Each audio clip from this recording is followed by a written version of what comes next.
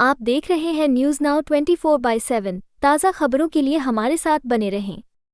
कांग्रेस नेता सुप्रिया श्रीनेत ने नई दिल्ली रेलवे स्टेशन हादसे पर प्रेस कॉन्फ्रेंस करते हुए कहा, नई दिल्ली रेलवे स्टेशन पर जो हादसा हुआ वो हादसा नहीं बल्कि नरसंहार है। आस्था और विश्वास से भरे श्रद्धालु कुंभ में जाने के लिए उमड़े थे, लेकिन प्रशासन की घोर लापरवाही और रेलवे की निष्क्रियता के कारण 18 मासूम लोगों की मौत हो गई। इनमें 9 महिलाएं, 4 पुरुष और 5 बच्चे शामिल थे।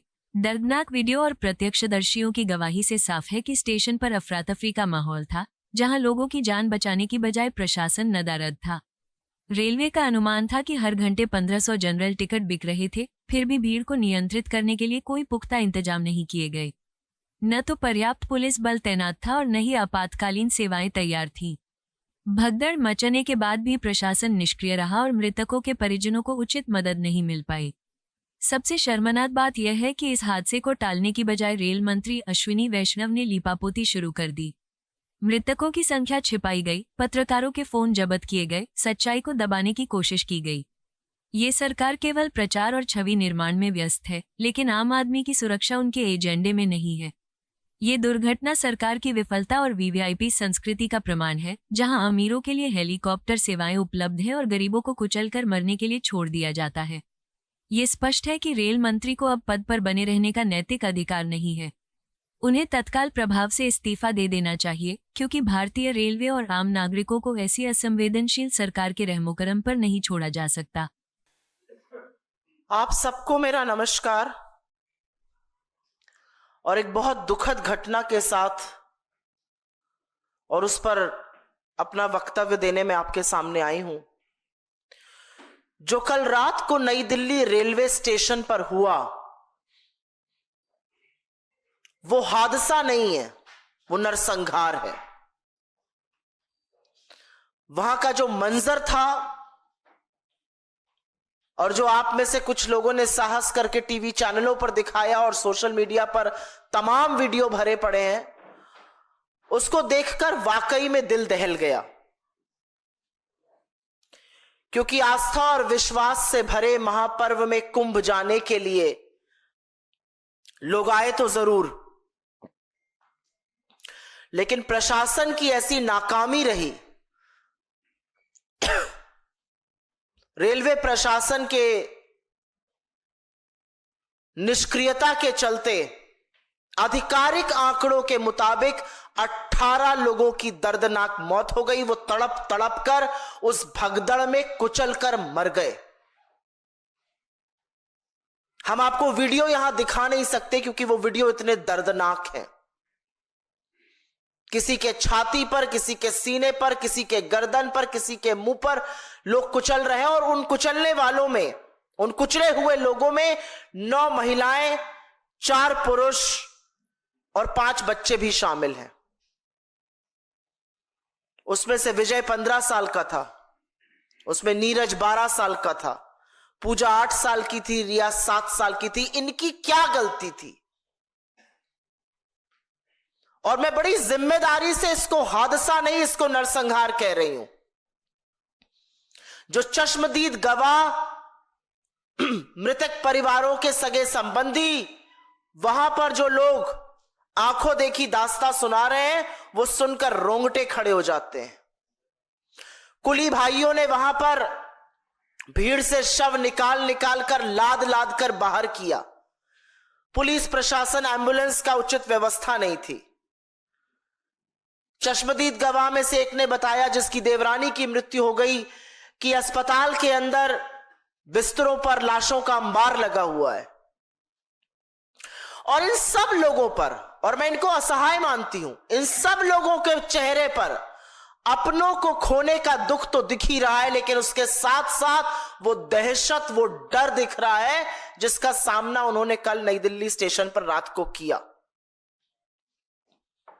और श्रद्धालुओं के इस नरसंहार का, श्रद्धालुओं की इस हत्या का जिम्मेदार कौन है? क्योंकि इसके बाद जो हुआ,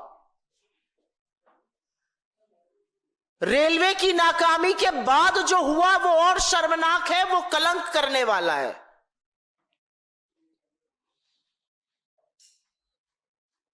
रेल मंत्री इस्तीफा देने के बजाय पूरी तरह से बेशर्मी पर उतर आए और उन्होंने लीपा पोती शुरू कर दी, पूरे महकमे को लीपा पोती पर लगा दिया और अभी भी बेशर्मी पर आमादा है।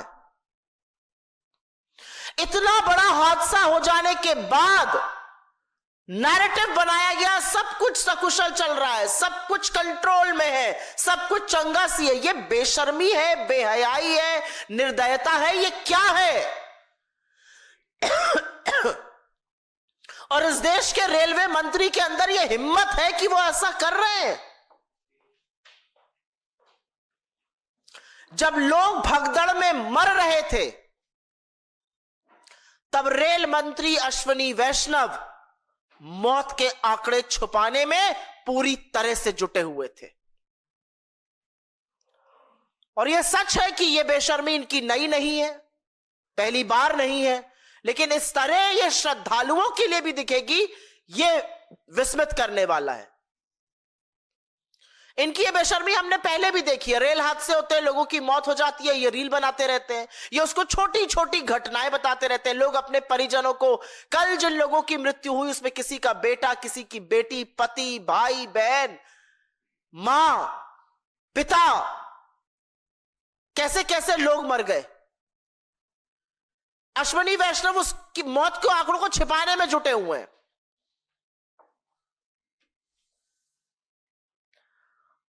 और सबसे ज्यादा शर्मनाक है कि लोगों की आप बीती, जिसको सुनकर सरकारों को सचेत हो जाना चाहिए, उनको ही दबाने का प्रयास किया जा रहा है। जब मृतकों के परिवार वाले सच बताने लगे तो कुछ रिपोर्ट्स के मुताबिक जो हमारे सामने आ रही हैं, जो वीडियोस हम देख रहे हैं, रिपोर्टर्स के फोन जब्त किए जाने लगे, रिपोर्टर्स को डराया धमकाने जाने लगा। महिला पत्रकार एक मैंने देखी, उनकी आईडी मांगकर उनको आईडी छीनते हुए दिखाई दिए गए, फुटेज डिलीट करने की बातें तक कही गई। मतलब हर कीमत पर सच पर पर्दा डालना था। और यह ज्यादा विभत्स है। आपकी नाक के नीचे इस देश के आम लोगों की, नागरिकों की जो श्रद्धा के महापर्व में जा रहे थे, मौत हो गई। और बजाय संवेदना व्यक्त करने के, बजाय माफी मांगने के, बजाय जिम्मेदारी का वहन करने के, आप लीपापोती करके आंकड़े छुपाने के लिए जुट गए। यह ज्यादा विभत्स है। लेकिन यहां पर आपको दो तथ्य बता देती हूं, क्योंकि कल इस हादसे के कुछ ही घंटे पहले रेल मंत्रालय की सेफ्टी रिव्यू मीटिंग हुई थी। उस सेफ्टी रिव्यू मीटिंग के बाद सेफ्टी और सेफ्टी रिव्यू की तो धज्जियां उड़ गई। उस मीटिंग का क्या निष्कर्ष निकला था? क्या सिर्फ चाय समोसा खिलाने के लिए मीटिंग बुलाई गई थी? क्योंकि कुछ ही घंटों बाद इतनी बड़ी दुर्घटना हो जाती है। और क्या रेलवे को एहसास नहीं था कि इतने श्रद्धालु आएंगे? एहसास था। और यह भी आंकड़ा मैं रेलवे से कोट कर रही हूं।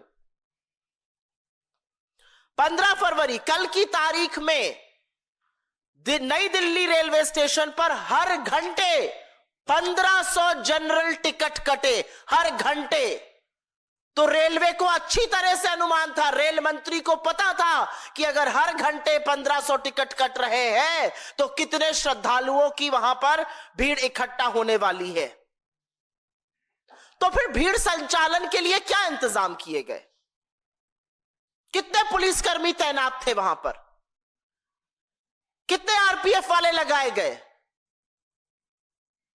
और अगर रेलवे फोर्स से इतना बड़ा संचालन नहीं हो सकता था तो क्या डिजास्टर मैनेजमेंट की पुलिस को बुलाया गया? क्या दिल्ली पुलिस कर्मियों को बुलाया गया? किस तरह की उद्घोषणाएं हो रही थी वहां पर? कैसे अनाउंसमेंट किए जा रहे थे? क्या भीड़ को कंट्रोल करने के अनाउंसमेंट किए जा रहे थे?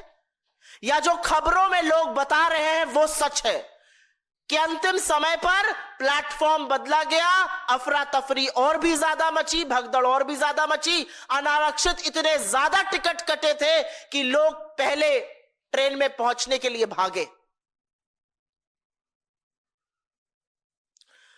और इतना कुछ हो जाने के बावजूद जिम्मेदारी लेना, यह कहना कि हमसे चूक हुई है, यह कहना कि हमसे गलती हुई है, हाथ उठा के कहना कि हम सरकार हैं, हम सत्ता में बैठे हैं, हम मंत्री हैं, हमसे गलती हुई है, जिम्मेवार ठहराया जा रहा है उस बेकसूर जनता को। वो कीड़े मकोड़े हैं, वो गाजर मूली है, वो श्रद्धालु हैं जो महाकुंभ में स्नान करने जाना चाहते थे। और मैं जानना चाहती हूं इन लोगों की सरकार से क्या अपेक्षा थी। वो कोई रथ पे चढ़ के जाना चाहते थे, किसी बग्गी में जाना चाहते थे? अरे आम जनता जो ऐसे पर्वों पर जाती है उसकी अपेक्षा होती है आवागमन के उचित प्रबंध हो, पुलिस प्रशासन की तैनाती हो, भीड़ संचालन का बंदोबस्त किया गया हो। तो बजाय ये सब करने के, बजाय जिम्मेदारी लेने के, आप जनता को ही जिम्मेवार ठहरा रहे हैं। तो अगर आप जिम्मेदारी नहीं ले सकते, अगर आप ये सारी चीजें नहीं कर सकते, तो आप सरकार क्यों है? आपसे क्या अपेक्षा करी जाए? आप क्यों सत्ता में बैठे हैं? क्योंकि जो 29 तारीख को हुआ और जो कल हुआ, उसको देखकर बार बार ऐसा लगता है कि इस देश में आम आदमी की जान की कोई कीमत नहीं है। अगर आम आदमी की जान जाएगी तो सरकार संचालन से पहले, शवों को ठीक से घर पहुंचाने से पहले, घायलों की सुरक्षा, उनके स्वास्थ्य निवारण के पहले मौत का आंकड़ा छुपाने में जुट जाएगी। ये 29 को भी हमने देखा उत्तर प्रदेश में, और ये हमने कल नई दिल्ली में भी देखा, और अश्विनी वैष्णव इसका चेहरा बने कल। क्योंकि अगर सरकार को परवाह होती तो उचित प्रबंध जरूर किए गए होते, पुलिस प्रशासन तैनात रहता, एक्स्ट्रा ट्रेन चलाई गई होती। बड़ा दम भरा गया, 5,000 करोड़ रुपए खर्चा हुआ है, रेलवे ने 3 साल से तैयारी कर। यह थी आपकी तैयारी? आपके आधिकारिक आंकड़े के अकॉर्डिंग अगर 18 ही लोगों की मौत हुई है, यह आपकी तैयारी थी? कहां है आपकी जवाबदेही? सरकार ने विज्ञापन खूब छपवाए, खूब चकाचौंध करी, और जो भी महाकुंभ जा रहा है वो आस्था से जा रहा है और सरकार के न्योते पे जा रहा है। क्योंकि हर विज्ञापन में न्योता है और होना भी चाहिए, लेकिन फिर बंदोबस्त भी वैसा करिए। ऐसा लगता है कि सरकार का सारा फोकस छवि बनाने में, चकाचौंध करने में, विज्ञापन छपवाने में, टीवी पर विज्ञापन चलवाने में निकल गया। न सुरक्षा के प्रबंध है, न आवागमन के प्रबंध है, न पुलिस प्रशासन की बातें कही गई हैं। बार बार सरकार को कहा गया और ट्रेनें चलवाइए, कान पर जू नहीं रहेंगी। अगर और ट्रेनें चल रही तो किस ग्रह पर चल रही हैं? सरकार को सदन में कहा गया एयरफेयर 50,000 रुपए का हो गया है, स्टेप इन करिए, कंट्रोल करिए इसको। सरकार के कान पे जू तक नहीं रहेंगी। और एक चीज बिल्कुल साफ है और शीशे की तरह साफ है कि इस सरकार में 2 हिंदुस्तान हैं। एक हिंदुस्तान जहां पर राजा कुंभ में अपने खास दोस्तों को वीवीआईपी दर्शन करवाएगा, वीवीआईपी डुबकी लगवाएगा, और दूसरी तरफ आम लोगों को भीड़ में कीड़े मकोड़ों की तरह कुचलकर मर जाने को मजबूर कर देगा। एक तरफ राजा अपने दोस्तों को हेलीकॉप्टर से दंदनाते हुए, सरसराते हुए महाकुंभ में डुबकी लगवाता है, प्रयागराज की यात्रा करवाता है, और दूसरी तरफ रेलवे के प्लेटफॉर्म पर गाजर मूली की तरह श्रद्धालु दम घुटकर मरने को मजबूर है। एक तरफ राजा अमेरिका में अपने दोस्त के बचाव के लिए खड़ा हो जाता है, उसको व्यक्तिगत मामला बताता है, जैसे औरतें नल पर कभी कभी पानी के लिए लड़ती हैं, उस तरह की मुद्राएं करता है। और दूसरी तरफ वही राजा जब हमारे लोगों के पैरों में बेड़ियां और हाथों में हथकड़ियां होती हैं तो आंखें मूंद लेता है, मौन धारण कर लेता है। इस मंच से हमारी एक और एक ही मांग है कि कल के हादसे को देखते हुए, कल की बदइंतजामी को देखते हुए, कल की निर्दयता को देखते हुए, कल के नरसंहार को देखते हुए रेल मंत्री को अपने पद पर बने रहने का 1 मिनट का भी नैतिक अधिकार नहीं है। The railway minister must resign with immediate effect. उनको तुरंत जिम्मेदारी लेते हुए अपने पद से इस्तीफा देना चाहिए, उनको पद से बर्खास्त करना चाहिए अगर वो इस्तीफा नहीं देते हैं। क्योंकि रेल आम आदमी के आवागमन का साधन है। रेलवे मंत्री वो व्यक्ति नहीं हो सकता है जो अपनी छवि सुधारने में, जो लोगों के मरने को छोटी छोटी घटना बताए, जो मृतकों में के साथ संवेदना जताने के बजाय मौत के आंकड़े छुपाए। ऐसे व्यक्ति के भरोसे भारतीय रेल और भारतीयों को नहीं छोड़ा जा सकता है। आपको यह वीडियो पसंद आया हो तो इसे लाइक करें, हमारे चैनल को सब्सक्राइब करें।